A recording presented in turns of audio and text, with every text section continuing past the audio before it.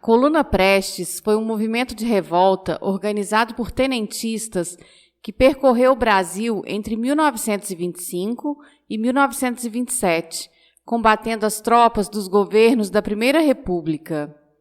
Foi um movimento épico da história do Brasil e é considerada a maior marcha revolucionária do mundo. Neste episódio, vamos conhecer o que foi a Coluna Prestes.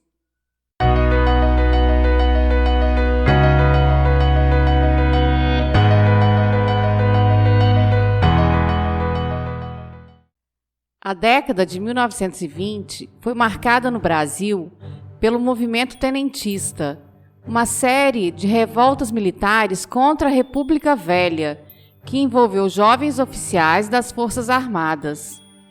Em 1922, ocorreu a Revolta do Forte de Copacabana e, em 1924, a Revolta Paulista. Na Revolta Paulista, os tenentistas chegaram a ocupar a capital por cerca de 3 semanas. Parte da população adere ao movimento. Lojas são saqueadas, as forças federais atacam os revoltosos e bombardeiam São Paulo. Morrem mais de 500 pessoas e 5.000 feridos.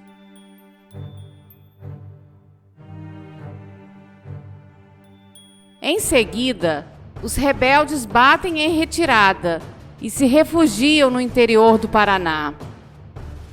No Rio Grande do Sul, 3 destacamentos revoltosos, comandados pelo tenente Luiz Carlos Prestes, avançam até o Paraná e se juntam às tropas revolucionárias paulistas. Em 29 de abril de 1925, iniciam sua longa marcha pelo interior do Brasil, em defesa de seus ideais revolucionários. A marcha ficou conhecida como Coluna Prestes e contou com aproximadamente 1.500 homens. Percorreram cerca de 25.000 quilômetros pelo interior do país, entre sertões e florestas, incentivando a população a lutar por seus direitos. Foram 2 anos e meio de caminhada por 11 estados, com mais de 50 batalhas, e apesar de serem duramente combatidos, nunca foram derrotados.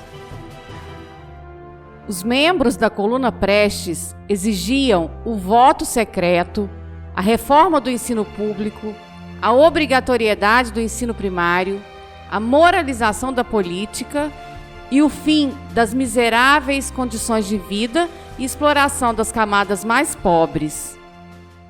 Depois de muitas batalhas, a coluna fica enfraquecida e reduzida a 650 soldados. Em fevereiro de 1927, os membros oficializam a deposição das suas armas. Seus jovens comandantes se exilaram na Bolívia. Os homens liderados por Luiz Carlos Prestes não conseguiram derrubar o governo de Washington Luiz.